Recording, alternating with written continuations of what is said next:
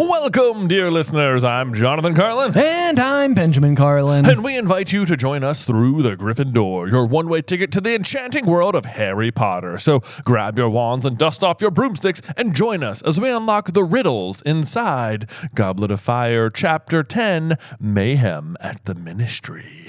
You know, a chapter title that I almost feel like got used Too early.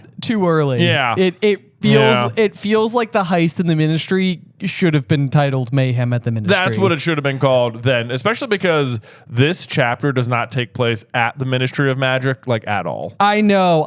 Yeah, like we're coming off of a rather beefy chapter, and this one is a little bit on the more diet, light, sugar-free side of things. Literally, in my summary, I said, after the action-packed last chapter, the pace slows down again as the Ministry deals with the fallout from the Quidditch World Cup attacks, and the kids prepare to return to school. Yeah. That's pretty much what it is. Yeah. It's a very succinct breakdown of this particular chapter where I feel like right away we've got to talk about the chapter art, which is going to be featuring something that really has absolutely nothing at all to do with Mayhem at the Ministry. It does not. And instead, the reason I bring it up, Jay, is because look what I've done. Look what I've done to my page. It says Ron Weasley, and you've drawn him into the dress robes. I sure have. Amazing. I sure have. Yes, amazing. They're a little bit big for him. And I do bring that up because we gotten a couple questions over on the Patreon, and one of the cool things that we do, obviously, if you sign up for that annual membership, is you get one of the pages from our books, and every once in a while we do these like fun like little illustrations, and we obviously like highlight tons of stuff. I'm currently using a pink highlighter because my yellow one died. Oh yeah, I'm like sometimes I wonder if people are gonna like read into it, and so like I started this one with my blue highlighter because as we're recording it, it's Tuesday, and that's just the color I use on Tuesdays. Oh, hey, nice. But as I was getting through it, the blue one was starting to die. So like on one page, it just abruptly switches from blue to yellow, and I was like, I wonder if someone's going to be like, I wonder what that meant to him. Yeah. It's like nothing.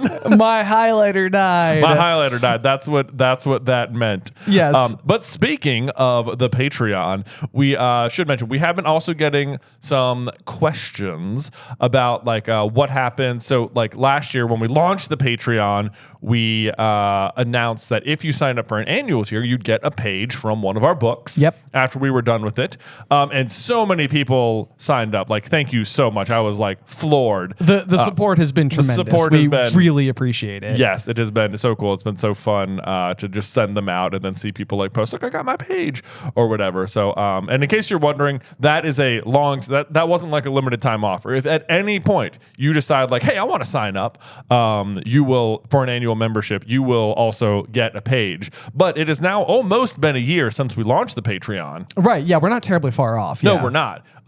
Meaning that. Some people are about to renew for the second year, and they've been asking, like, will we get a second page? And at the moment, I think our answer is yes, you will get a second page. Absolutely, yeah. We definitely have like enough pages available in order to continue to do that, and that would be our standing position until that ceases to be the case. But we're not anywhere near that being a problem, and obviously, as we continue to go forward deeper into the series, we'll have more and more pages. We will have more and more pages. If you want to try your odds at getting my I don't even know if illustrious drawing, is enough to say what I've got going on here for Ron inside of his really kind of hideous dress robes. His dress robes, yeah, I know. Yeah. Literally, it's funny you said that because what I wrote was hilarious, but doesn't really match the title of the chapter. It doesn't. It doesn't at all. The Mayhem at the Ministry. So, as far as the chapter art is concerned, though, if you wanted my 2 cents on it, I mean, I think that this is like one of those occasions where the crossover from the chapter art to the film is actually pretty darn accurate. Like, I know. Yeah. It is a very frilly looking robe that, I mean, anybody would not be super jazzed to discover. Like later on, Mrs. Weasley is going to be like, I had to buy yours secondhand, and there wasn't much choice. And I'm like, but there wasn't like any black ones, like right, like none, no black ones. Yeah, by like there wasn't much choice. The other one had better have been like puke colored. Yeah, right. It was a hole. Yeah. The whole thing. Yeah. It was just a giant gaping hole through the middle of it. Right, yeah. Something like that. It does. It feels like, by not much choice, it must have meant the only choice, which is also kind of surprising because it seems like all of the other Hogwarts students were off at the Quidditch World Cup and Molly had the unique opportunity to go shopping. I know. And it seems like she should have been getting a leg up on all the other people who were getting their requirement to get dress robes. Yes, I know. Exactly. Right. Yeah. Very surprising. Very surprising indeed. Yeah. But we'll get to that part of the chapter here. We sure will. In the meantime, though, we're going to be picking up, and we're actually still at the Quidditch World Cup. We technically, are. yeah. They wake up in the tent after only a few hours of sleep. At which point, Mr. Weasley is just like, screw it, and uses magic to pack up the tents. Yeah, he's like, you know what? The charm is worn off. Yes. At this point, it's like, you know what? Just bygones be bygones. We're doing this. And then sadly, as they go to leave the campsite as quickly as possible, and keep in mind, it's only been a few hours since the events of the last night. And who do they pass at the front door of his cottage but Mr. Roberts? I know. With a strange dazed look about him. I was like, are you kidding me?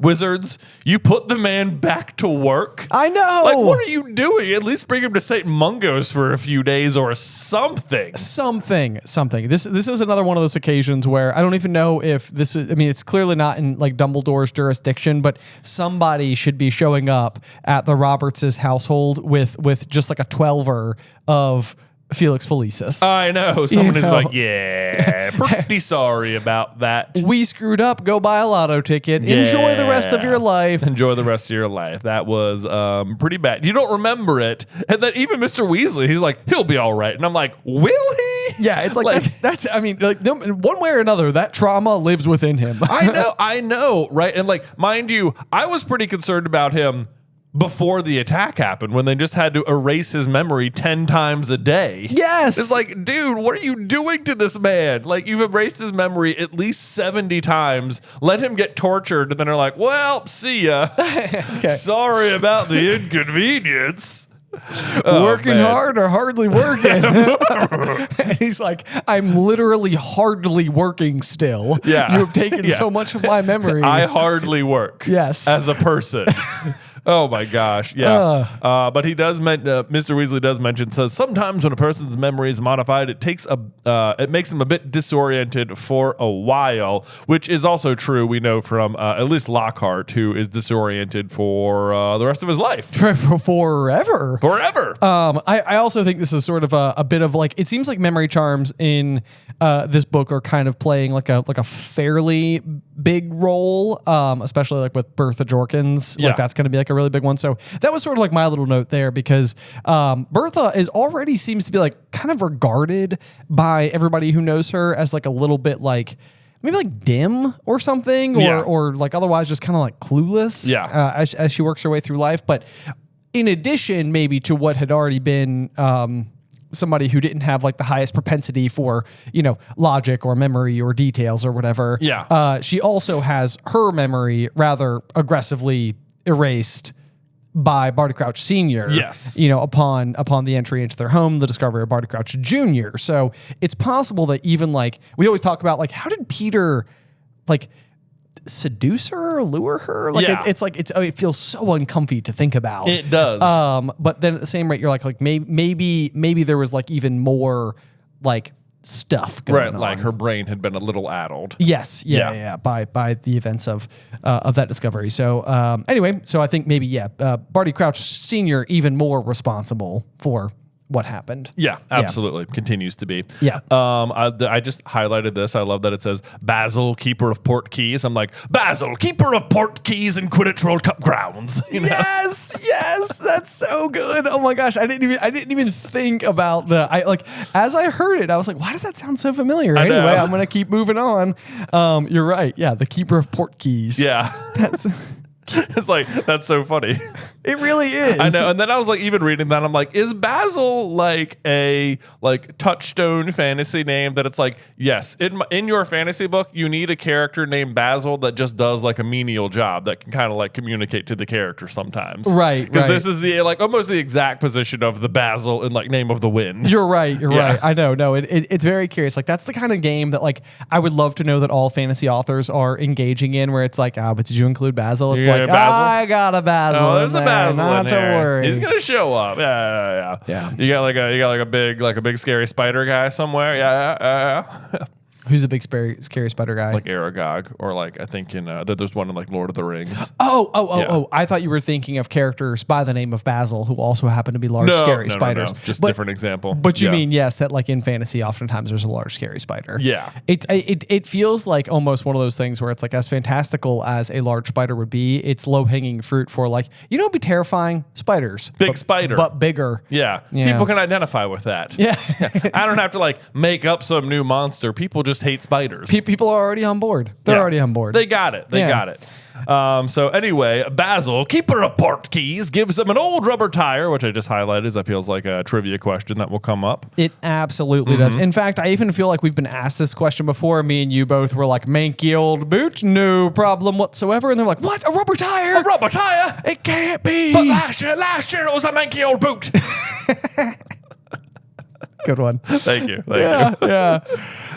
So they make their way back to Honoré St. Catchpole and up the damp lane towards the burrow in the dawn light, talking very little because they were so exhausted and thinking longingly of their breakfast. Yes.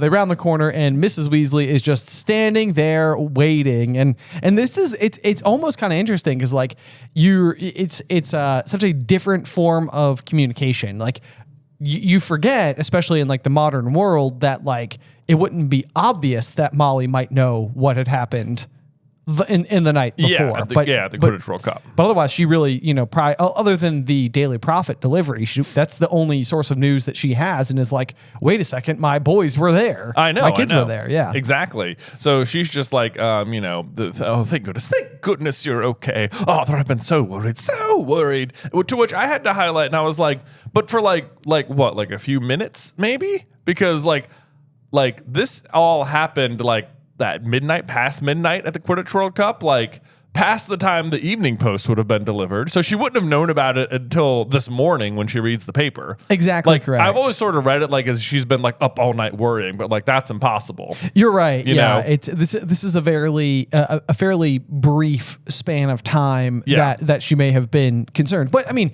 to be fair, when your concern is that your whole family may have been hurt. Oh, absolutely. I mean, that's pretty high stakes. So there's that. But you're right. It even specifically does say the Daily Prophet, not like the Evening Prophet. So it's not like a special edition went out in the middle of the night to be like, scenes of terror at the Quidditch World Cup. I know. Well, I'm also imagining, I'm like most of the time, like Hermione gets the Daily Prophet at Hogwarts like during breakfast. Yes. So it's like, and this says like they're walking back to the burrow into the dawn light. And it sounds like they got up pretty early. So it's like, I don't know. It seems like there's a very narrow window here when she could have even received and read the information. True. Not that it would make it, any less horrifying or anything. Right. Yes. Yeah. No, definitely very scary. But yeah, so then the Daily Prophet has the twinkling black and white photograph of the Dark Mark, which I mean, I'm sure, it's just for Mrs. Weasley, who again lost both of her brothers. Yeah.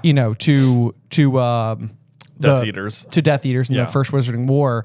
You can only imagine what this means to her, because it's even possible that Fabian and Gideon would have been in an establishment that had the Dark Mark placed over it. Probably. I mean, it stands to reason. I mean, they were killed by the people who did it. So. That's super bad news bears for her. There is kind of like a really sweet moment though from Mrs. Weasley here. I feel like we gave her a little bit of a hard time a couple of chapters ago, but I think this is definitely goes to show that like when push comes to shove, her heart is as always, in the right place. Yeah. Because she immediately goes and seizes Fred and George, pulls him into a huge hug, and she's like, it's all I've been thinking about, and the last thing I ever said to you was that you didn't get enough OWLs. Oh, Fred, George. Yeah, I know. It's just like, deep down, she kind of knows what's important. Like, maybe that's not as important as I thought. Yeah. Right. Yes, of course. Let's see here. So then they head into the house where everyone crams in, and Hermione makes Mrs. Weasley a cup of strong tea. And I was like, why is it Hermione who ends up with this job? You're right. Yeah. I mean, maybe just quick to be helpful, possibly. I guess so. But then Mr. Weasley insisted on pouring a shot of fire whiskey in it, which I was just like, nice. Yeah. Solid. What a way to kind of diffuse the situation, right? How about we just get a little? How early is it? What, like 6? 6? Is 6 too early? Is 6 too early to start drinking the day? I don't know. And then let's see. And then he starts reading the paper. He's like, I knew it. Ministry blunders, culprits not apprehended, lax security, dark wizards running, wretched national disgrace. Who wrote this? Of course, Rita Skeeter. And I'm like, here's like, this is sort of a hot take alert here, but he's like acting like all of those things are ridiculous, and I'm like, all of that's true. You're absolutely right. Yeah, it really seems like so far, it kind of does feel like her reporting is not nearly as off the wall. Yeah. And this is it actually is kind of like a big thing about Rita Skeeter that I think it kind of weaves when it comes to her as a journalist as time moves forward, because what we're going to see during the Triwizard Tournament is that she will take the truth and stretch it to beyond breaking point. She will just print false information. She will, but then when it comes to the life and lives of Albus Dumbledore, it's she finds real dirt, right? And it's what ends up coming to pass is that Dumbledore was good friends with Grindelwald, right? There is this kind of dark history to the man that everybody thought was so good. Yeah, she'll slant it a lot how she wants. She mentions the interview that Elphius Doge wrote for the Daily Prophet or whatever, and she'll quote it and put it word for word in the book, and then she'll just cast her own doubts about its legitimacy or whatever. Right. And it's that part is very unprofessional, but for you sure. did put the actual quotes in there, and this is our introduction to Rita Skeeter for the first time. Obviously we'll be in her in person a little bit later on, but so far it's Mr. Weasley's acting like this is a ridiculous thing for her to have written, when it's just no, there were ministry blunders, the culprits were not apprehended, there I would say somewhat lax security, dark wizards were running amok, and maybe not national disgrace, but not great.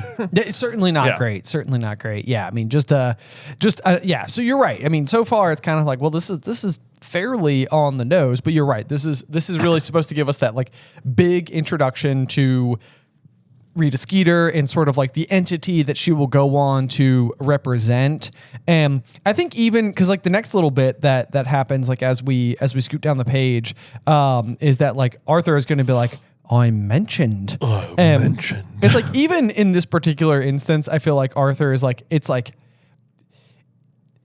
I think that we, the reader, are maybe being mildly manipulated, because we all know how good Arthur is. Yeah. And this idea that Rita is going after Arthur is going to be quick to get all of our haunches up. Yeah. And be no. You're not going after Arthur. Right. Not on our watch. He is a good man and we know it. But then when it really comes down to it, it's you're not really fully completely mentioned. You are aware of the fact that the person that is being referenced is in fact you, but nothing about the article is actually saying that. Yeah. I also the slip in here. There's Percy is dragging Rita Skeeter a bit, but ends up sort of dragging himself. He's last week she was saying we were wasting our time quibbling about cauldron thickness when we should be stamping out vampires. And it's just somehow both of them look bad. Yeah. It's like, okay, first of all, you're wasting time about quibbling cauldron thickness. It's like, that's true. You are. That's a menial task that has been shoved your way. Yes. Just to shut you up. But then there's like when we should be stamping out vampires or whatever, which he goes on to say, as if it wasn't specifically stated in paragraph 12 of the guideline for the treatment of non-wizard part humans, which is interesting in itself because it means that like vampires are like one real, but that they are considered like, there's like a level of like magical protection for them. Like they're not seen as dangerous per this law. Right? Right. Right. Yes. Like, you wouldn't be hunting them because there are guidelines for the treatment of non-wizard part humans. Exactly. So, I mean, it seems a little bit then like maybe what Percy's saying in this particular instance is that like we should not be stamping out vampires. Like, so maybe that's speaking to like a little bit of Rita Skeeter's prejudice towards vampires. Well, yeah, it's just I think what he's saying is that like his complaint is that like we should be stamping out vampires. Is like that's a ridiculous suggestion from her because that's illegal. But at the same time, he's like as if we're wasting our time with cauldron bottom thickness. I know it's a big deal. It's a big Percy is seriously suffering from being at the center of his own universe. And absolutely, the thing that is important to him, he believes must be important to everyone. Yeah. And we do get like a line here that I feel like is very like it's from Bill, but he just says, "Do us a favor, Perce, and shut up." And you're sort of like savage. I know. It's like I think coming from Bill though, you're like, yeah, he's got a point. Yeah, he's got a it's point. Like it's like if Bill's gonna say it, like then it's justified. It's just like such like an older brother thing too. I think that's the other thing that's so hard to find is that like Percy, from our perspective, we've known about Bill and Charlie and like that the fact that they're out there, but like Percy has so seemed like the eldest brother, right? Because he, it's like he's the one who's been at Hogwarts and he's kind of played like a central role in everything, up until now. And yeah, so I don't know. It's just I love that line from Bill. Just shut up, Percy. Just shut up, yeah, dude, bro. He speaks for all of us. speaks for all of us, indeed. And then Mr. Weasley goes on to say that he was mentioned, although not by name. It says, and he says, "Listen to this. If the terrified wizards and witches who waited breathlessly for news at the edge of the wood expected reassurance from the Ministry of Magic, they were sadly disappointed," which is true.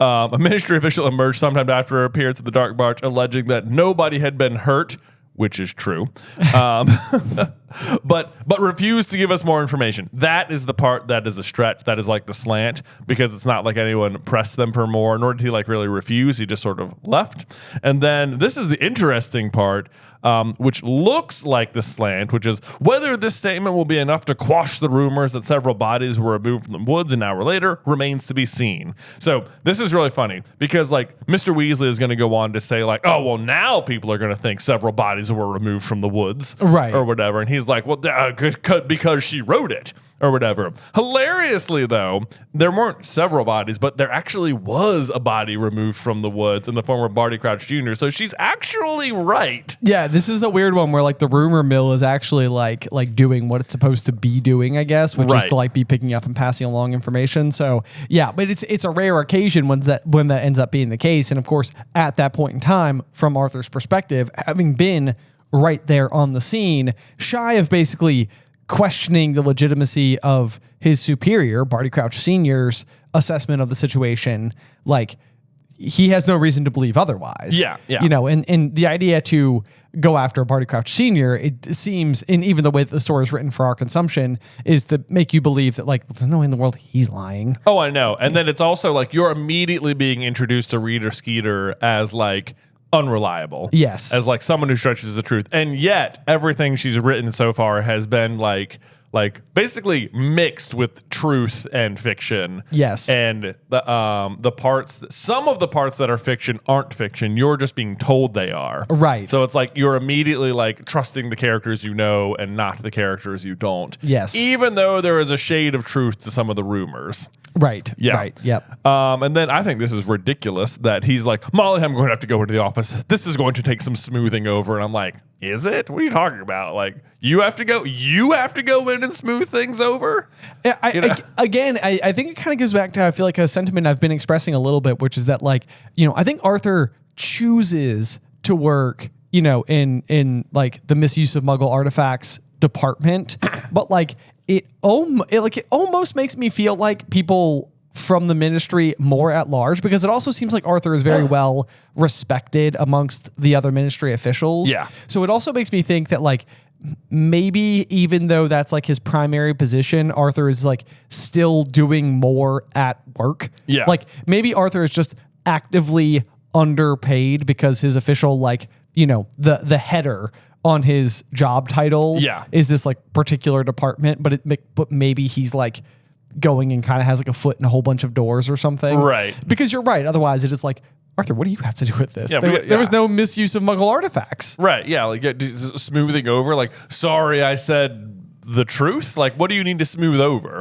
Right. Exactly. And I mean, maybe he just needs to go and tell somebody like, like, hey, here's what happened. I gave that line. I had my whole family with me. I was off duty. I was going to my tent. Like, I wasn't in a position to make an official statement to reporters, of which none were declared present. I know. Well, that's another hint, isn't it? Because almost certainly Rita Skeeter is getting this information disguised as the Beetle here. Oh, good point. Good point. Right. It's not like, because he's saying that like he's reading this article, but not quite putting together the dots, which I guess you could assume that like maybe in that crowd of people, Rita Skeeter was there and you just didn't notice. Right. But almost certainly that's not the case. Almost certainly she was disguised. Right. Yeah. Yes. In this moment and how she got it. But it's not like an easy thing. You, the reader, would make that same assumption probably. Absolutely. Yep. On the other hand, Percy says, of course, I'll come with you, Father. Mr. Crouch will need all hands on deck. That part probably is true, but then, of course, he ruins it, follows it up, says, and I give him my cauldron report in person. And it's like, dude, read the room. He does not care. The dark mark was just in the sky. Yes, I know. Yeah. Again, it's like the classic thing where it's like you just can't see the forest for the woods. Like it's like you're forest for the trees, rather. Yeah. It's like, how can you be so smart and such a go-getter and yet be so thick? Yeah. So literally I wrote, how cauldron bottom thickness can you get? How cauldron bottom thickness can you get, Percy? Yeah. Come on. I know. Yes. It's just silly. Percy. But Mr. Weasley heads off, says, I've got to go, Molly. I've made things worse. And I'm like, no, you didn't. Rita Skeeter made things worse. like, what are you talking about? Well, I know. Yeah. I mean, I think it's probably just Arthur's goodness shining through is what you have going on here. He's like, I was involved. I know that the statement in question is mine. I need to go and just like tell people. Yeah. But he's still going to be there like overtime for the rest of the week. True. When he's supposed to be on break. So I don't know. There's that. And then Harry at this point decides that he finally needs to come clean with Ron and Hermione about feeling his scar hurting again. Drops some heavy hints that he needs to go upstairs and do that. Yes, but before that, what I think is kind of interesting, I mean, and it's not like that big of a catch or anything, but Harry basically just chimes in and says, Mrs. Weasley, Hedwig hasn't arrived with a letter for me, has she? And Mrs. Weasley says, Hedwig, dear, no, there hasn't been any post at all.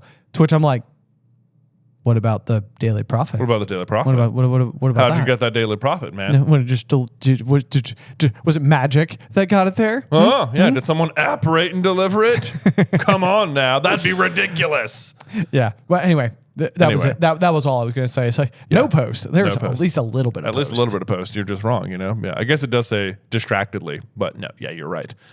There was post. I love though that when Harry does tell them about his scar hurting again, it says Ron and Hermione's reactions are almost exactly as Harry had imagined them back in his bedroom. I just love that he knows them so well as to nail their reactions so perfectly. Yes, yeah. So I literally I went back because I was like, it says that Hermione immediately starts making suggestions, mentioning a number of reference books, which is exactly what Harry said that she would do.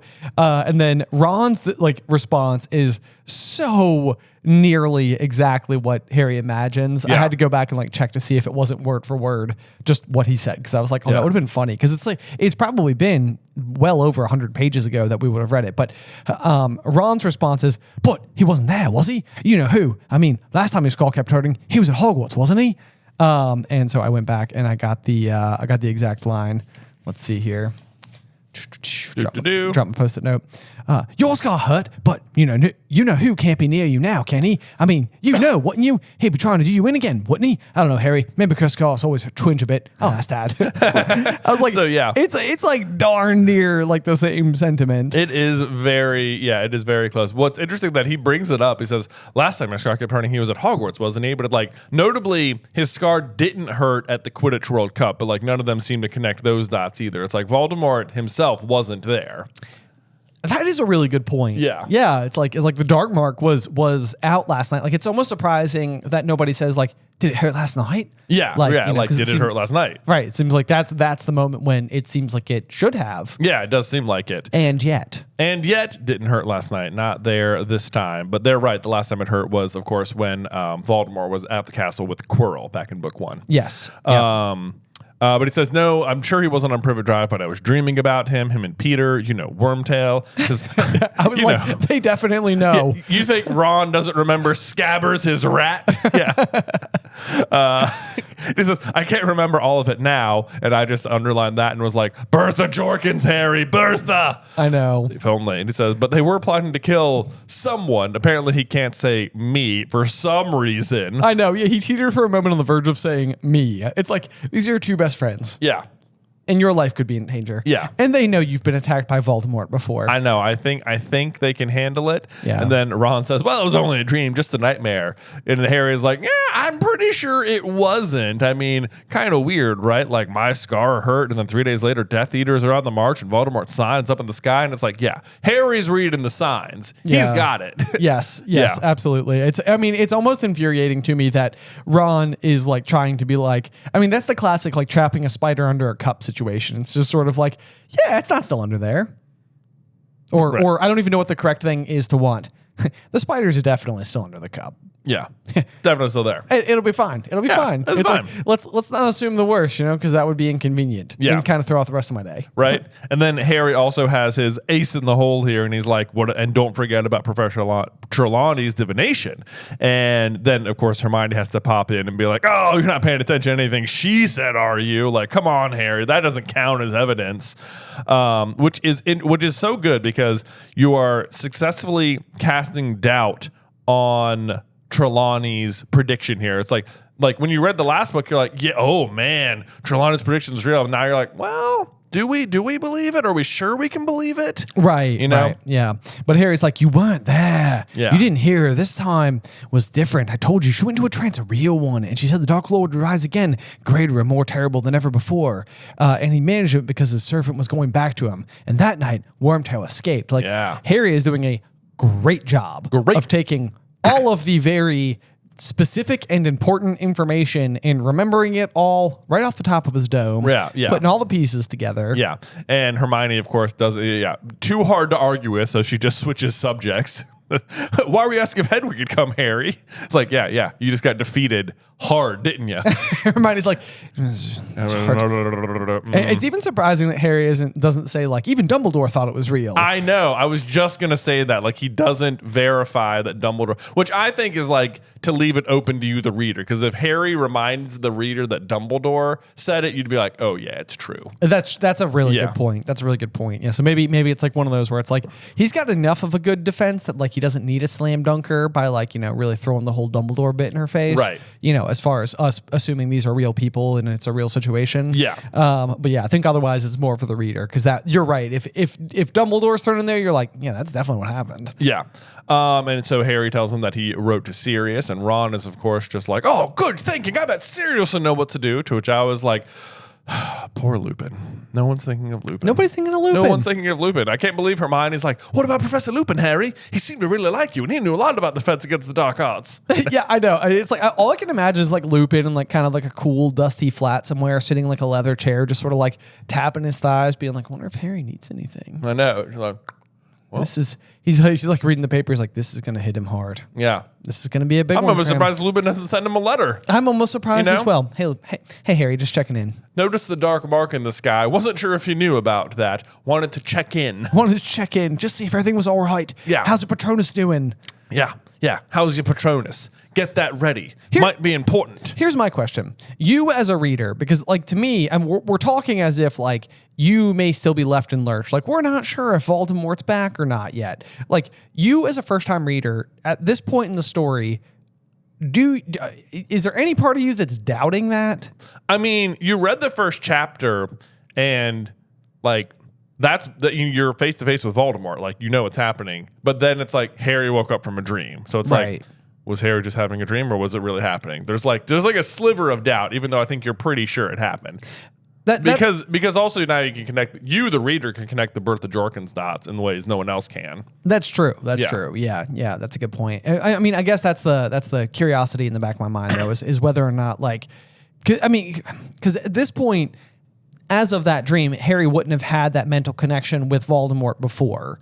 That's really like the first time we're witnessing Harry seeing into Voldemort's mind. Absolutely. Really properly. So I that might be like one of those details that's so now like baked into my own Harry Potter knowledge that I can't see it any other way. But if memory serves me correctly, there was no part of me that was assuming that Voldemort wasn't back. Yeah.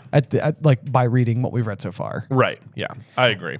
And then I love this. Ron says, "Come up a game of Quidditch, Harry in the Orchard. We'll get 3-on-3. Bill, Charlie, Fred, and George will play. You can try out the Ronski feint." And Hermione's just supposed to be like, she has her moment of, "Oh, wait, no, God, this is really important. Harry probably wants you to just be alone for a while." And Harry's like, "Yeah, let's go play Quidditch." I know. Yeah. I mean, and it's funny because I've brought it up several times so far in the first 10 chapters of this particular book. But once again, we are dealing with this very like, we're worrying about his own personal safety, the safety of the wizarding world, the threat of Lord Voldemort's return, or Quidditch. And it's like, it seems like it keeps doing that like bounce back and forth between like the unreasonable pressures that are placed on Harry as a 14-year-old and the things that Harry, a 14-year-old, would otherwise just be doing with his imagination, with his daydreaming, with his spare time, like ways to pass the hours or whatever. So it's like, it's funny because it does seem like it keeps teetering between something that like can win out and can't win out depending on the circumstance. Right. And so at the very least in this particular instance, Harry is like, you know what? I'm not going to worry about it. Let's go play Quidditch. Let me get my firebolt. Y'all, Through the Gryffindor is sponsored by Pear Eyewear. So we've all heard about New Year, New You a million times, but why just stick to one version of yourself? Because honestly, I kind of like old me, and I'm excited about future me. And don't even get me started on like 12-year-old me, because that kid rocked. But Pear Eyewear gets this and has tons of shapes and styles to match any vibe or fixation you might have. So you can keep trying new things or old things and switch up your look anytime you want. Like, allow me to explain. Pear Eyewear has a great selection of glasses frames. On their own, they're already stylish, cool, and comfortable. Exhibit A. But then you can also snap on any of their top frames that feature collabs from my favorites. Like, I can choose stuff from Disney's Mickey and Friends, Marvel, Harry Potter, Star Wars, the NBA for like, when the Celtics are playing, which is like every 3 nights or so. And there's so many different options. And listen to the snap when you toss on the new topper. So satisfying. Plus, I love how affordable it is. I can change up my look with top frames starting at just $25. So show off new sides of yourself this year. Go to paireyewear.com and use code Griffin for 15% off your first pair, and support the show by mentioning that Through the Gryffindor sent you in your post-checkout survey. That's paireyewear.com, code Griffin. I know. I also feel like it's a really good example of like, we just mentioned like how well Harry knows Ron and Hermione. It's like, this is like the other side, or like Ron just really knows Harry. He's like trying to cheer him up. Right. And it's like, it's funny how Hermione and Ron have different approaches to it, where Hermione's like, yeah, let's talk about it. And Ron's like, let's go play Quidditch. Right. And it's like, that is what Harry wants to do. And it does work. And it's like, Ron just knows Harry so well. Right. Yes. That's another like point. Like, because I think people do tend to underestimate Ron, especially if you've only watched the movies. But that's like a good moment where it was like, whether this is like an intentional, like, you know what, we should distract him. What's something Harry would enjoy right now? Or if it's just like basic instincts. It's like, this is why these two are friends. Right. In the first place. Because Ron just sort of like like he's on the same wavelength. Like the things that Ron thinks will help because that's why they're friends. Yeah. And then so they go to leave the room and Hermione mutters under her breath something that sounded very much like boys, which I highlighted. It was just like, tell me about it. Exactly. Also, not for nothing, this is like, I think one of the first times we see like Ron playing Quidditch. Where, it's like, because I feel like when he comes up in 5th year and he shows up at tryouts, it's like a big surprise, like, because he hasn't mentioned it before, but like, he does know how to play, obviously. Yeah. I mean, he's a big fan too. I mean, his room is adorned with Chudley Cannon stuff. Like, it even kind of makes you wonder, like, when Harry gets the call in first year to go and play Quidditch. I mean, like, on some level, that must have been like Ron's, like, dream. Right? Like anybody who's ever like really identified with their sport as like a piece of their identity has almost no doubt, regardless of how good they were at that sport, had the daydream of like, what if I was like professional, the best? Like, like what if I got to go pro in my sport? Like, I remember playing soccer and thinking like, what if one day, I got to go play for Arsenal or something. I'm like really good. Yeah. And someone will notice. Rest assured, I was not that good. But either way, I mean, you can only imagine what it would feel like to Ron when like his new best friend who didn't even know what Quidditch was a half hour ago was like, like, I'm on the team. I'm on the team. Yeah. And Ron's like, of course you are. Great, why does everything happen to me? First you get attacked as a baby, and now this. Some people have all the luck. I know. So we get a little like time jump within the chapter here. We learn that Mr. Weasley and neither Percy are home much over the following week, which I'm like, is it really taking a week to smooth this out? But I guess it is. Percy tells them importantly, says, I've been putting out fires all week, by which he means literal fires, not like I've been like solving. It sounds like what he's saying is I've been solving problems all week, but he actually means putting out literal fires because people keep sending howlers and they're exploding. Yes. Scorch marks all over my desk. My best quill reduced to cinders. I'm like, dude, he says, if you don't open them, they explode. And it's like, why aren't you opening them then? Like, I know, yeah. Why are you letting them sit there? Come on, Percy. Got to get on it. He's like, well, I would, but I'm like trying to fill out my reports. And like, what am I supposed to do? Like, just like stop filling out the report to stop an explosion? I don't think so. Exactly. Otherwise, the cauldron bottom thicknesses will be too thin and there will be explosions. Yeah, exactly. And there'll be explosions and people will get hurt. And then this is more, it's interesting, like hearing Percy's like recap of what people are complaining about is interesting. Because it's like, it's very much like the Rita Skeeter problem. Rita Skeeter. Isn't it? Where it's like there are some like legitimacy things and then like it's like mixed with fraud. So he says people are complaining about security at the World Cup, which feels fair when Death Eaters were out and attacking people. Yes. And it says they want compensation for their ruined property. And I'm like, that feels fair, I suppose, if they were just like lighting things on fire. I mean, this would be the case like any sporting event that you went to if there was like, after, even if it wasn't like full blown crime, if people were going to go and like tear down a lamppost or something following like a sporting win and it lands on your car, like you probably are going to want your car fixed. Exactly. Because you had nothing to do with the lamppost that fell on it, even though probably the staff of the organization also probably were not encouraging the climbing of the lamppost. It's like it happened there. The liability lies on Right. The host. But it's like also kind of speaks for he seems to think it's unfair that people want compensation for this or whatever. But then right next to that, he says Mundungus Fletcher's putting a claim for a 12-bedroom tent with an ensuite jacuzzi. So when he knows for a fact he was sleeping under a cloak propped up on sticks, which is hilarious. But it's like, it's so funny. It's like, there are people like with legitimate complaints, and then it's being mixed in with like legitimate fraud as well. You're exactly right. Yes. Yeah. I mean, insurance fraud, sure enough, is just an actual real thing that exists out there in the real world. But and it's funny that it's in particular Mundungus, whose name comes up in this particular instance. And again, it kind of goes back to like the Molly and Percy parallels a little bit, where each of the Weasleys sort of like is taking characteristics from one parent or the other.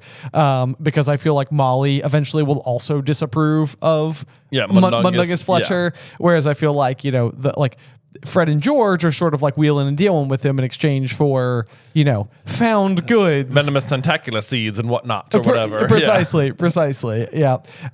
So it really is. It's just kind of, and then my point there would, be otherwise that like Mundungus, as slimy as he certainly just is as a person, is also still a member of, the first and second order of the Phoenix and is aligned against Voldemort. Right. So, I mean, he's a very unreliable person. Yeah. But it's probably one of those people that like deep down is at least a little bit good. At least a little bit good. He's in the Order of the Phoenix anyway. Yeah. Dumbledore seems to think he's moderately trustworthy. Moderately. There you go. Yeah. Then we get some information about the Weasley family clock and some of the places it could be pointing to, including home, school, work, traveling, lost, hospital, prison, and mortal peril. Which, couple of interesting things. One, like lost is an interesting one. Like how do you know if you're lost? How does the clock know if you think you're lost? I know it's a very interesting, like it almost needs to be like tied into like the mentality more than it needs to be tied into like anything else, because it was like, ooh, they are not where they're supposed to be. And I know they're not where they're supposed to be, but I can't tell you where that is, just that they're lost. Right. Or like, but then there's like mortal peril, and it's like, does the clock know they're in mortal peril even if they don't feel like they're in mortal peril or something? I don't know, because isn't it the case that by the time we get to like Deathly Hallows, like every single hand is pointed at mortal peril? Yeah. And so, I mean, that could be, again, more like that subconscious feeling that everybody is just experiencing at the same time, which is that like, I don't really feel safe right now. Right. Right. But then like Mrs. Weasley doesn't even know. She's like, I can't know, like, I suppose we're all in mortal peril these days, but I can't just be our family, but I don't know if it's got a clock like this. Right. So it's like, does the clock just like, can it read the state of the world? Does it like know that they are in danger, or do they just have to feel in danger? Like in Chamber of Secrets, would Ginny's hand have switched to mortal peril a few times like throughout the year? I totally think it would have. But but she blacks out, so she doesn't know. So like, would the clock move to mortal peril even though Ginny doesn't know? Okay. That's a good question. It's a very good question. And I'm trying to think of where my mind would most immediately go, because it seems like by the point where Ginny would have like gone on her own to throw the diary, into like Moaning Myrtle's, toilet. Yeah. I feel like at that point in time would be when Ginny, the person, would know that she was experiencing what felt like mortal peril. Mm-hmm. Like she would know like something's wrong. Right. Like that's when it would go there. So then if you're Molly and you know that Ginny's at school, but you see it switch to mortal peril, is that like, first year at school, it's always a bit scary. Yeah, I don't know. That seems like it's like, or could this be the real reason where she was like freaking out for what feels like all night, as opposed to like just getting the prophet? Like, the dark mark appears in the sky, and it's like all of a sudden I was like, mortal peril. I mean, I would have to imagine that at least the moment when Charlie, Bill, Percy, and Arthur all suit up and go to ward off the Death Eaters, that theirs would be pointing at mortal peril. I would imagine as well. But so like Ron is literally directly beneath the dark mark. Playing with his action figure. As usual. The dark mark appears in the sky. By all accounts, he's like within yards of a Death Eater. True. Who would want to kill Harry. And probably wouldn't care about killing Ron or Hermione. Whether he knows it or not, he doesn't know what the skull means. He doesn't know he's near a Death Eater. But I would say he is in mortal peril at the moment. That's a good point. Would his clock move? It's a great question. Right. It's a great. Well, I mean, so that's where I think like to experience lost, you would have to feel lost. So I think in order for it to point to mortal peril, you would have to feel like you're in mortal peril. Or is it two different scenarios? What do you mean is it two different scenarios? Like, sure, I agree. You would have to feel lost for the clock to say like, yeah, they're lost. They don't know where they are. Right. But like maybe the lost hand section of the clock is based on personal feeling, whereas mortal peril is based on like outside circumstances. Yeah, I mean, it's a very powerful clock at that point in time. I agree. Well, it seems unique. It does seem unique. Yeah. It does seem unique. Yeah. Yeah. No, I mean, yeah, that's true. That's true. Also, I hate that the traveling is on there for apparating. It's like work, traveling, home.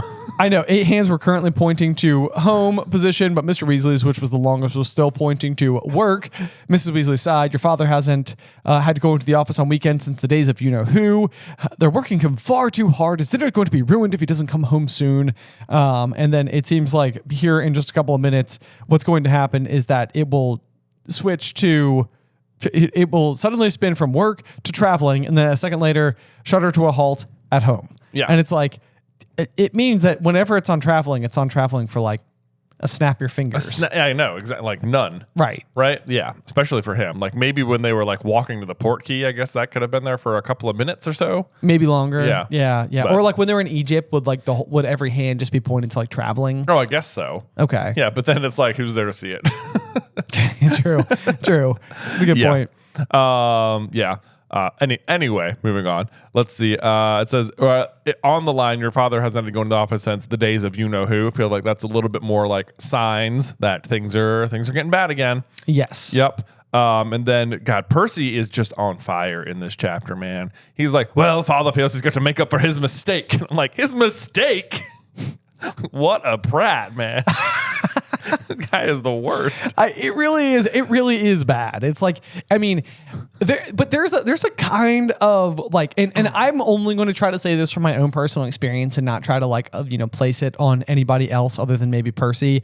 But I do think that like when I graduated college and like exiting out into the real world and having like left this like academic environment where you feel like you're like reading and learning from like very smart people and textbooks and all that type of thing. Like, you think you've got like a better handle on the world. I felt like I had a better handle on the world than I did. Certainly.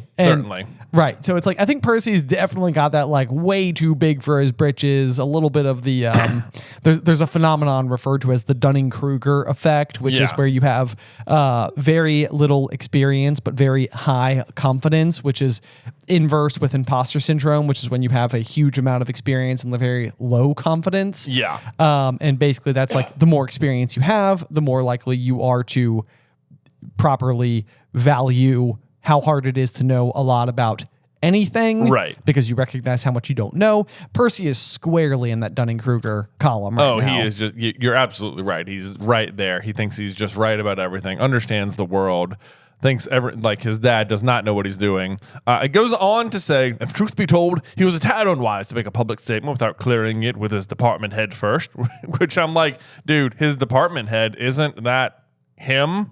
There's only 2 people in their department. Yeah. Right? Yeah. Like, what do you mean? Let me call up Perkins. Perkins? And I don't think Perkins is head of department. No way. No way. There's no way in the world Perkins is outclassing Arthur for this particular thing. But I also think this is like serious. I mean, I don't think you can call it foreshadowing because you don't have enough context to know what's going on here. Yeah. But like, if you wanted to go to the head of department and allow that to be Barty Crouch Sr., the extreme irony is probably the better way to describe it, is that Barty Crouch Sr. is the one who is actively in the wrong in this particular situation. Yes, he absolutely is. And if anything, that's the person Percy would want Arthur to clear it with. Yeah. But even then, it's like Percy, he wasn't working. He was trying to get his family back to safety. He wasn't talking to reporters. Right. He wasn't making an official statement. Yeah. Which is so infuriating. It's like these are not the same things. Yeah. But then speaking of irony here, Mrs. Weasley rounds on him and says, "Don't you dare blame your father for what that wretched Skeeter woman wrote," which hilarious. It's funny that right now she's calling Rita Skeeter the wretched, because later in this book she is going to read about like the heartbreak of Harry Potter or whatever and be like, oh my God, Hermione's the worst. Yes. Because it's like the Easter eggs, right? That happens in Goblet of Fire, and Hermione's like, your mom doesn't by chance. Yeah, I've got you for the recipes. Which weekly? Yeah. To which Gilderoy Lockhart. Wait. Most Charming Smile Award. Oh, yes. We're bouncing around so fast right now. But I don't talk about that. Oh, Gilderoy. Oh, Gilderoy. But yeah, then we get to double down on this sentiment that Rita Skeeter never makes anybody look good. This is coming from Bill. Remember she interviewed all the Gringotts Charmbreakers once and called me a long-haired pillock? And then Mrs. Weasley, it's like now that Rita Skeeter aligns with her own belief, she's like, well, in that case, she did kind of have a point. Yeah. Well, it is a bit long, dear. Bit long. Just let me give it a cut there. No, Mum. I appreciate Bill standing up for himself here. Look at Bill. Bill's just like, he just sort of has such a coolness about it. You know, there's no other word for it. He was cool. He was cool. Yeah. Oh, man. Let's see. We could then just sort of get like a rundown of what everyone's doing, hanging out at the Burrow for their last day of summer. Hermione's reading, surprise, surprise. Harry's working on his firebolt. Charlie's darning a fireproof balaclava, which I had to look up darning, which was basically a kind of mending within sewing. I literally looked up darning as well. Yeah. Yes, yeah. I, honestly, at first, I just thought it said dawning. Charlie was donning a fireproof balaclava. Like he was just sitting there wearing it like, hey, look at me. Have you guys noticed I'm wearing dragon skin on my head? But like, Charlie, what are you doing right now? I'd be like, oh, I'm wearing this balaclava. You know it. You know it. Might not have noticed. It's fireproof. But no, he's mending one, presumably for his dragon work. Yes. A real job. Now, how it broke in the first place is a completely different question. Not by fire. Not by fire. We could assume that, right? Yeah. Then Fred and George are sitting in the corner, quills out, talking in whispers. Their heads bent over a piece of parchment. This is going to be, of course, the first correspondence to Ludo Bagman, which means that at this point in time, they realize that the leprechaun gold is gone. Yep. It seems like maybe they should be doing this in their room, like not out of the public eye. Out of the public eye. Although what's going to be kind of interesting is that Mrs. Weasley is going to be like, what are you two up to? And they're going to, Fred will say homework, and Mrs. Weasley is going to be like, don't be ridiculous. You're still on holiday. Yeah. And then I was like, yeah, but whatever Hermione is doing over there. Yeah, right. Not even homework. Immersed in the standard book of spells, grade 4. Why is it Molly all up on her case? I know. Hermione, what are you doing? Getting ahead. Don't be ridiculous. You're still on holiday. Exactly. Right? It seems like it feels like more sense. Yeah. And she's like, don't be ridiculous. You're still on holiday. What does that mean? That they didn't have homework? Yeah, because even George's response is, yeah, we've left it a bit late. Yeah. It seems like what she's saying is like, you can't possibly have homework. You're still on holiday. Right. Meanwhile, last year, Harry was working for a month on his Goblin Rebellion essay with Florian Fortescue. Man loves to give out a free ice cream cone. I know. It was like, Harry. Every half hour. Harry was downing some ice cream last summer. It has become one of our new favorite running gags here in the office. It's just like, where do you think Florian Fortescue was like hiding behind that bush? I know, right? Harry. You want an ice cream, Harry? You want to hear about them Goblin Rebellions? I could tell you all about them. Yeah. Oh, Florian Fortescue. Little history buff and ice cream, man. You know, simple life. The simple life. That's it. Yep.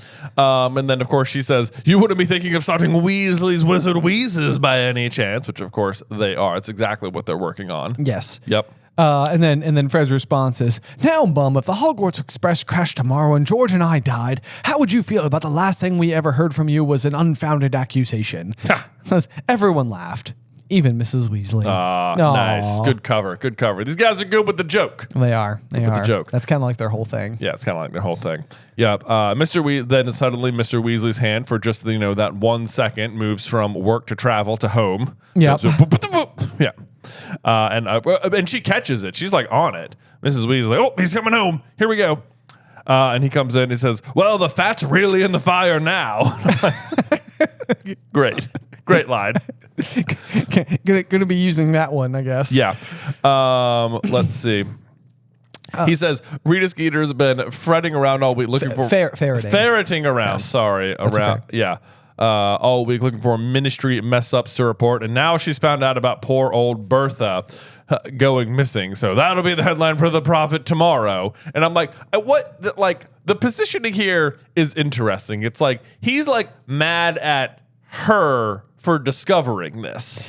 You know, it's like as if it's her fault or something. And I'm like, I mean, call me crazy, but I don't think Rita is wrong to report this. No, it's like, yes, once again, it's kind of like that should be a report. Yes. You know, like this is like prime like whistleblower territory. Like someone should come forward and be like, hey, a member of our department has been gone for a while and we haven't sent anyone to look for her. Like, you know, it's like this is the kind of time where it's like people need to know that this happened. I know. And it's like, hey, the dark mark was just in the sky. There were Death Eaters. Now someone's missing. Like I just don't think Rita's doing a bad job at the moment, you know? Yeah, she's honestly doing what a reporter should be doing. Right. And you know, I mean, even you know, Arthur is saying, I told Bagman he should have sent somebody to look for her ages ago. It's like, he kind of even seems like Arthur's like on that side. Like we should have been looking for her. Yeah. And but then, you know, Percy obviously chimes in. It's like, Mr. Crouch has been saying it for weeks and weeks. And I'm like, it's Mr. Crouch's fault. It's like, has he been saying it for weeks? Yeah. Like, if anything, it feels like if Mr. Crouch has been saying it and meant it, then it just would have been done. Yeah. And then he says, you know, Crouch is very lucky Rita hasn't found out about Winky. There'd be a week's worth of headlines of his house elf being caught holding the wand that conjured the dark mark, which Percy just takes out of context. He says, I thought we all agreed that elf, while irresponsible, did not conjure the mark. And I'm like, that's not what Arthur said, but okay. Right? Yes. Yeah. Yes. Right. Caught holding the wand that conjured the dark mark, not that Winky conjured the dark mark. Right. Yes. Yeah. Yes. So Percy just like looking for a fight. Right. Basically. It seems like we're really starting to get the early signs that Percy and Arthur are not long for being on the same side of the ministry divide. Yeah, it doesn't look like that. And then got Percy again on fire. He says, now look here, Hermione. A high-ranking ministry official like Mr. Crouch deserves unswerving obedience from his servants. And I'm like, what does his job have to do with the person who works for him at home? You know? Literally nothing. Literally nothing. Also, unswerving obedience from his servants is like any circumstance in any industry anywhere where the phrasing of your responsibility is to have unswerving obedience to your what's the opposite of a servant? Yeah, master? To your superior. Superior, yeah. Effectively, master's the right word, though, because as Hermione speaks up, she says, his slave, you mean? Because he didn't pay Winky, did he? And that's, of course, literally the right word. Even the house elves say the house elves enslavement. So, like, it is slavery. It is slavery. Yeah. Yes. So, just straight up. Yeah. Just Percy here, just loud and proud in favor of the slavery. Just not great look, Perce. What is your thing about like tomatoes? Intelligence. Intelligence is knowing that a tomato is a fruit. Wisdom is not putting it in a fruit salad. Yeah. Yeah. Yes. That is Percy. That is Percy. It's like he's clearly got we know Percy is intelligent. Yeah. He is not wise. He is not wise. No. Yeah. Yeah, clearly good at the OWLs, not good at like applying common sense to things. Right. Yep. Let's see. We go on to back to Ron's room here, and I just highlighted like we get mention of the sporadic howls from the ghoul who lived in the attic, which I just think is like good continuity because the ghoul eventually plays a role in Deathly Hallows. Yeah, and you know the ghoul is kind of an interesting one as well because I don't know, do we really ever get like a firm handle on why they have a ghoul? Not really. Okay. Yeah. It's just sort of like why don't they get rid of it? Yeah. Right. Yeah. Like, is it just sort of like it's not hurting anybody? Just let it live there. No, though, it was the problem. Right. Yeah. We're fine with it. We got room. We got room. You know, it'll eventually have Spattergroit. What do we need an attic for? You know. Right. Plenty of room around here. What are all the pipes up there that he's always clanging around in? Oh, I know, right? Yeah, historically, there are not a lot of pipes in the attic. Right. You know, just as a general rule. Because where would they be I can just imagine Arthur. He was up there at one point just like playing around with muggle pipes. And he's like, they use these to move things around the house. And now I have them here. Now I have them. I got a big collection of pipes. that tracks. Yeah. That tracks. But yeah, so then we get a little bit of a reminder of Pigwidgeon being potentially annoying, and Ron's like, bung him some owl treats. Bung him. Which I wanted to bring up just because the phrase bung him. I know. It's like, what? Also, capital O, capital T owl treats. So that's a brand. That's a brand. That's a brand. That's a proper noun. Generic. Not just owl treats. owl treats. Yes. Official. Go on down and pick me up a package of owl treats. Right. They're kept right next to the Reese's. Exactly. And then this is sort of weird. Not weird, but I feel like it stood out to me. Harry, he says, Ron, you don't reckon Sirius has been caught, do you? Like, it's rare for Harry to like address people by their names in this manner. Sure, You know? yeah, that's true. Right. It's like this is. I mean, my wife says it all the time. But like, if I ever just like her name is Alice, but Yeah. if I ever say Alice instead of Allie, she's like, what's the matter? What, serious conversation. What's going on? Oh, I know. But you're right. It's like he's like, Ron, I need to talk to you. Right. You don't reckon Sirius has been caught, do you? Yeah, like normally I feel like that sentence would be like, you don't reckon Sirius has been caught, do you? Harry said to Ron. Yes, yeah, Right, exactly. Yeah, you're right. Yeah. But then classic Ron is just sort of like, nah, would have been all over the Daily Prophet, which honestly is pretty quick.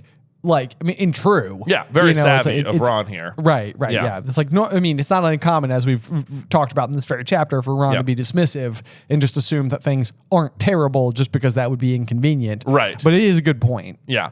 And then let's see, we get a rundown of some things that Harry's got here. They got their new Standard Book of Spells Grade 4 by Miranda Goshawk, which is the only book they need that year, surprisingly. Oh, well, they're all stocked up on all of Lockhart's still. Yeah, they still can't- got all that. They can't have possibly torn through all them yet. No, not at all. Yeah, I can't imagine. Can you imagine if Moody's just like, all right, open travels with trolls? Yeah. It may not have been Gilderoy, but he's had a great piece on. Great piece. Yeah, wasn't him, but the wizard who in question did do some good things. That's right. That's Yeah, right. That'd be so funny. And then we just get a little update. He'd been running low on Spine of Lionfish and Essence of Belladonna. Sure. Why not? Yeah, Why not? Yeah. Then it says he was piling underwear into his cauldron, which just doesn't sound super sanitary. Jay, I mean, it takes a literary mind like mine to observe what's going on here, but Yes. I do believe that this is supposed to be an offhanded sort of insult at the course, otherwise known as potions, because he is putting his underdrawers inside of the cauldron. Yeah, no, you're absolutely right. I would love it if it was just like, this is the reason Harry is not good at potions, because he's just like, yeah, your underwear's been in there, man. Right, yeah, that's it. That's the You've problem. contaminated the cauldron. Right. Did you see me do my glasses push up? I saw it, yes. Yes. Then at this point in time, Ron discovers the chapter art. Yeah. What is that supposed to be? He was holding up something that looked to Harry like a long maroon velvet dress. It was moldy looking, lace frill at the collar and matching lace cuffs. Why is it moldy looking? Like, certainly you could fix mold with magic, right? Certainly. Unless it's magical mold, in which case it doesn't seem safe to wear. Oh, Right? That's a good point. Yeah. Yeah. Which means it can't be, but he does wear it. I'm pretty sure that they have to use a special cleaner in Order of the Phoenix when the curtains are so afflicted. Yes. Yeah. Yes. Not now, I guess. Not now. No. It's fine. Yeah. But Ron's assumption here is that Molly has given him, by mistake, Ginny's new dress. Yeah. Yeah, because it looks new. It's just, of course I haven't. That's for you. Dress robes. What? Said Ron, looking horror struck. I know. Yeah. This would be a tough pill to swallow, especially if you're discovering it in this particular way. And Mrs. Weasley, I feel like, is gaslighting a little bit. Yeah. Like, I feel like she's like, everyone wears them, Ron. They're all like that. Your father's got some for smart parties. Yeah. And it's like, well, but they don't look like that, do It's they? like, Molly, you're aware. You know what's going on. You know. Yeah. Don't try to cover your own bases here. It's like, maybe you could have just waited, till maybe you could have waited until you knew Ron had a date, or this seems like my kind of thing you'd want to bring with to pick out, maybe. Yeah. Maybe. Make sure it's the right size. He's been growing lately. Yeah, it's been growing. But even worse though, Mrs. Weasley, I got some for Harry too. Show him, Harry. And with some trepidation, Harry opens up the last parcel on his camp bed and discovers that they are not really bad at all. They don't have any lace on them and were bottle green instead of black. Mrs. Weasley's like, I thought that'd bring out the color of your eyes, dear. I can just imagine what Ron's thinking. He's like, right. First of all, I hate maroon. Maroon does not go with my hair. You got hairy, awesome ones that go with his eyes. You clearly put a lot of thought into his, and mine look terrible. I know. I can't believe Ron. Hey, I honestly can't believe Harry's not just like, here, don't even worry about it. I'll just, you know what? I'm going to loan you the gold for this one, bro. I got you. I know. Yeah. Yes. It even says on the very next page, Harry looked away. He would have willingly split all the money in his Gringotts vault with the Weasleys. And it's like, this might be like one of those instances where it's like, maybe just like, Harry, maybe just go out of your way to hook him up. Yeah, we're almost at the end of the chapter, as it were, anywhere. And then Ron just says, I'm never wearing them. Never. It's like, I've had that conversation with my 3-year-old before. Yeah, me too. And then Mrs. Weasley just like, fine, go naked. Harry, make sure you get a pictures with them. Goodness knows I could do with a laugh, which I highlighted because I'm like, oh, yeah, you could do with the laugh, but not from Weasley's Wizard Wheezes. Exactly. Yeah. Exactly. I mean, it just goes to show the true value proposition that the Weasleys are bringing to the table with what they create over the next year or so. Yeah.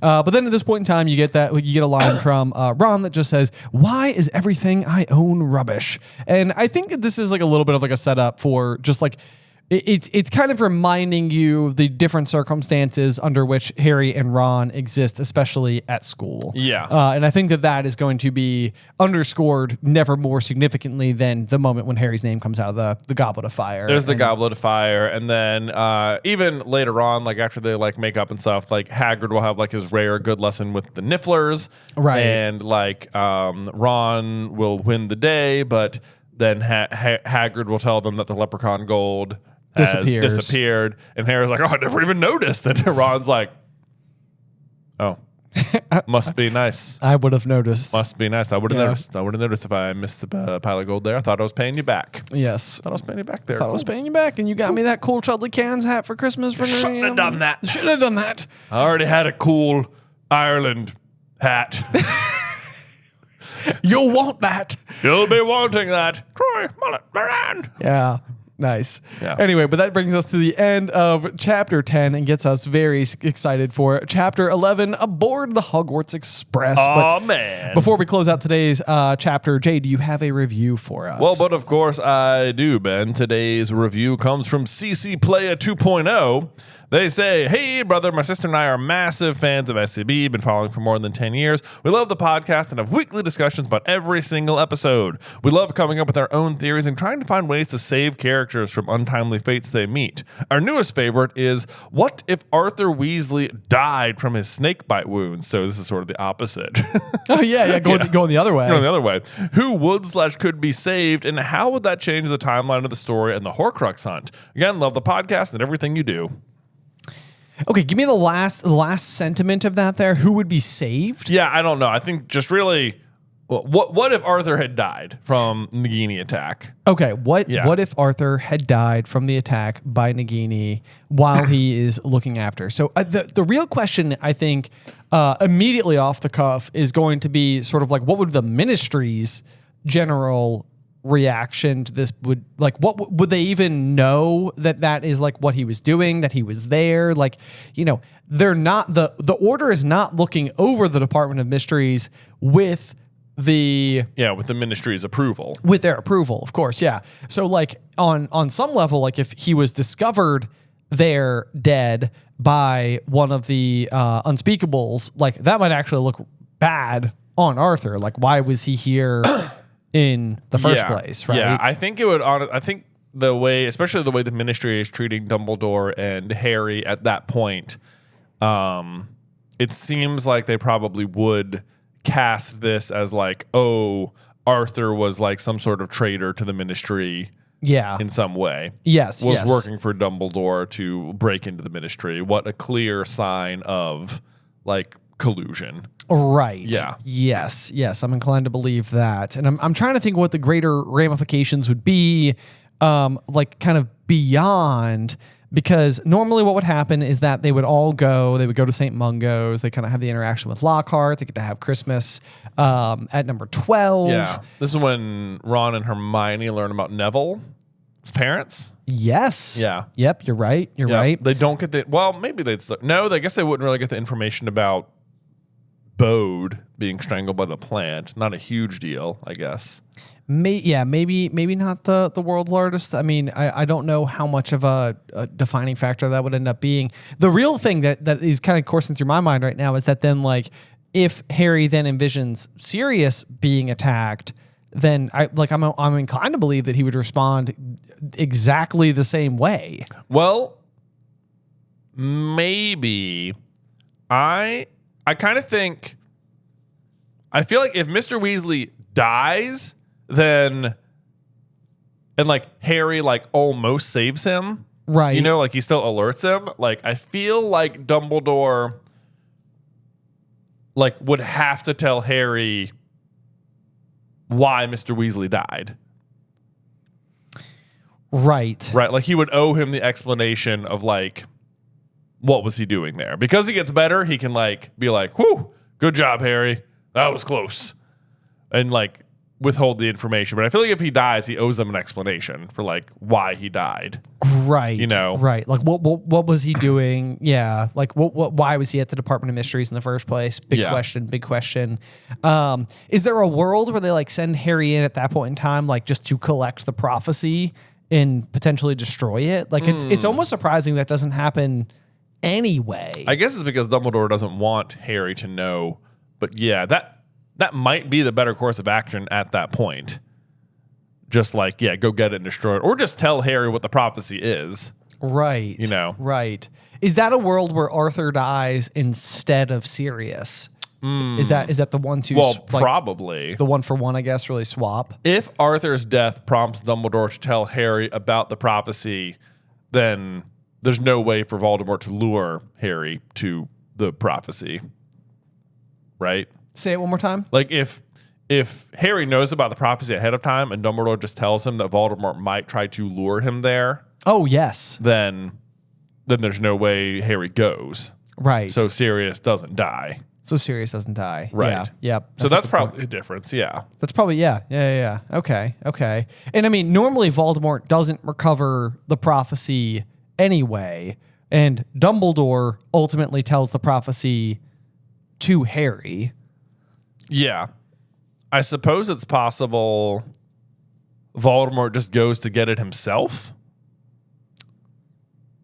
Yes. Is possible. At what point in time, what's the missing piece? This is like the part of the prophecy I can never always firmly hold on to is what Voldemort doesn't have. He doesn't know that the Dark Lord will mark him as his equal. Okay, so he doesn't know that he has marked Harry as that. Right. Or he doesn't know. Well, it would have been useful information ahead of time, I guess, because he might have like heard that and be like, oh, if I attack him, I might mark him. Right. Whereas now it's too late. It's like, even like what if Voldemort gets the prophecy? Like, does it change anything? Right. Yeah. He knows about the neither can live while the other survives. He knows it, but he has already enacted the problem. I mean, I don't really know. Like I was gonna say, I suppose he at that point in time, like it's less of a big deal to him that he needs to be the one to ultimately kill Harry. No, so but it says one must die at the hands of the other, for neither can live while the other survives. Yeah, and he already puts stock in it. And if it says one must die at the hands of the other, then to him that I'm sure Voldemort thinks that means Harry's the only one who can kill him. Yeah. And I'm sure that he would believe that he's just still more powerful than Harry. Yes. And so how could I possibly lose? Right. Yeah. To answer the question about Arthur, though, it's like I'm trying to think of like it's like I don't want that to not have any major importance. No, I know. I mean, certainly it must then affect the Weasley family quite a bit. Yeah, rather significantly. Right. No doubt. But those reverberations would end up potentially being so large that it's hard to know exactly which way they might sway. I know. It's like, how does that affect Molly and the kids and stuff? Right. Like, how does that affect, like, because at this point Percy is like estranged from the family. So would he like come around? Yeah. Or would he just be like, yep, I knew it. My dad was no good. No, I think I have to have enough faith in Percy that he would come around. Yeah, I think so. The death of his father is, I mean, like, Again, it's like, I think that like Percy is pompous and self-important and has all those like very irritating and frustrating qualities. And probably I think what is so interesting about Percy that makes him like a compelling character is that like he's behaving in like an Umbridge-ish kind of way. And what I mean by that is like, we've probably known people like Percy before. Yeah. You know, you've known people like Umbridge before. We haven't known people like Voldemort. Right. You know, like that's a completely different level of like evil that we don't really witness, you know, in at least in our everyday lives. So I would be inclined to think that like, while Percy has that nature about him, he's still like a member of his family at the end of the day. He still comes around with no coaxing other than his own like realization of what is good. Right. So yeah, I think Percy ends up switching sides faster, which possibly could shake things up with the Ministry if he could then be like a kind of sort of like mole. Because at that point in time, the DA hasn't flipped yet either. And Percy is Percy there for, I know in the movies, Percy is there, like when, like in the movies, Cho, I think like rats them out. Oh yeah, in the movies, Cho rats them out, and he's there. I think no, he's there. He's there in the book because he's like taking notes. He's like, Fudge is like, "Did you get that? Did you get that, Weasley?" Yes. You're right. Like, you're right. And because he's like, "Oh, good. Well, I think we can still make the Evening Post or whatever." Right. Yeah. Okay. So I think there's a good possibility that then like Percy would end up playing a much larger role in it, because I think that I would want to credit him with that. I would want to think that there's enough goodness in there because there is an ultimate goodness in him. Yeah. You know, like even if he's like always going to be a little bit of who he is, it's like, you know, we can't fault him for that. Right. Yeah, you know, it's like people can be irritating without being condescending, and that's two very different, you know, ends of the spectrum there. Right. So yeah, that would be my thought, is that Percy ends up being more important sooner. Okay. If Arthur goes down. Okay. That makes sense. And I think Sirius survives. Yep. I feel like we haven't done nearly as clean of a job explaining it. As it's a very like interesting one because there's not obvious. The ramifications are less clear. Yes, exactly. You kind of have to like just guess at motivations. It's not like, oh yeah, Mr. Weasley was saved and therefore blah. Right. Yeah. Right. Yes. Yeah. And that's the other thing too, is that like the Weasleys are so important because they're this like kind of like stable force, but oftentimes they're not the ones like massively like modifying like the comings and goings of things. They're like the reliable like kindness that just like perseveres through the story. Yeah. In a way that's like less like Sirius being like, oh, well, if that happened, then Sirius definitely wouldn't have gone. Right. Or something. Anyway. Okay. Great question. Yes. Good question. Great question. As per always, guys, the reviews help us out just so very much. So anywhere you're able to, if you can go and leave a 5-star review and you have a question baked in there as well, we can try to answer it here in the end of one of the episodes. Also, don't forget about the Patreon perks that we have at patreon.com/throughthegryffindor. All sorts of cool stuff, including early access to the next week's episode. We actually usually launch those on Friday evening. So if you're ever looking for something on your drive home from work, or you want to wake up early on, like, you know, do Saturday morning cartoons through the Gryffindor style, you can have that. Plus, the shows through Patreon are all ad free. So if you're like, man, the ad breaks, they drive me nuts, don't worry, we totally get it. We definitely understand. We get it. That frustration. So we do have a way for you to bypass that. So patreon.com/throughthegryffindor. Yeah, and if you really don't want any ads, don't forget that we are going on tour very soon in February down to the southeast corner of the United States. So if you're in the greater